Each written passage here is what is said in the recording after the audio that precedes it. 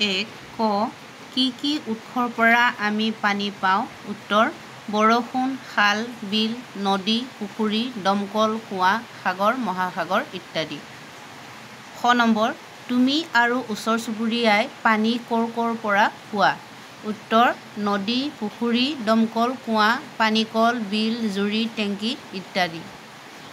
গ নম্বৰ প্ৰশ্ন তোমালোকৰ অঞ্চলত বা ওচৰে পাঁজৰে থকা বিল, জান-জুৰিৰ নাম লিখা। উত্তৰ বন্দুৰা বিল, চিনানি, বৰপানী ইত্যাদি। ঘ দূষিত পানী খোৱাৰ উপযোগী হয়নে? উত্তৰ দূষিত পানীত বিভিন্ন অনিষ্টকাৰী বীজাণু থাকে বাবে এনে পানী খোৱা অনুপযোগী। ঙ পানী কি কামত ব্যৱহাৰ হয়? উত্তৰ গা ধুবলৈ, খাবলৈ, কাপোৰ ধুবলৈ, জুই নুমুৱাবলৈ, গছত দিবলৈ, সাঁতুৰিবলৈ পানী ব্যৱহাৰ কৰা হয়।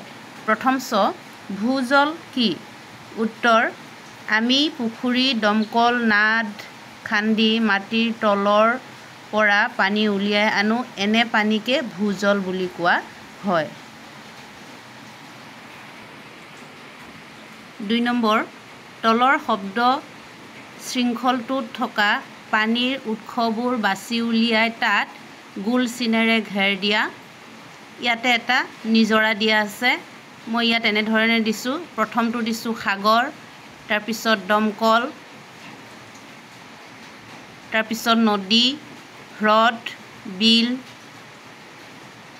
খাল, পুখুৰী, বৰষুণ। 3 নম্বৰ ঘৰত আৰু বিদ্যালয়ত পানীৰ অপচয় দূৰ কৰিবলৈ কি কৰিবা? উত্তৰ ঘৰত শাক-পাচলি, ফল-মূল ধোৱা পানীখিনি আমি ফুলনিৰ গছবোৰত দিব পাৰোঁ। বিদ্যালয়ত আমি পানীৰ টেপ ব্যৱহাৰ কৰাৰ পিছত টেপ খুলি থ'ব নালাগে, তাৰ প্ৰতি সচেতন হ'ব লাগে। 4 নম্বৰ তলত দিয়াবোৰত অমিলটো বাছি উলিয়াই তাত গোল চিনেৰে ঘেৰ দিয়া। ক গা ধোৱা, কাপোৰ ধোৱা, সাঁতোৰা, মূৰ ফনিওৱা। ইয়াতে মই ঘেৰ দিছোঁ মূৰ ফনিওৱা।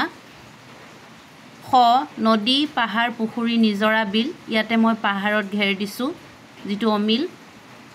গ মাছ, হাঁহ, বান্দৰ, ঘঁৰিয়াল, কাছ। ইয়াতে হ'ব বান্দৰ।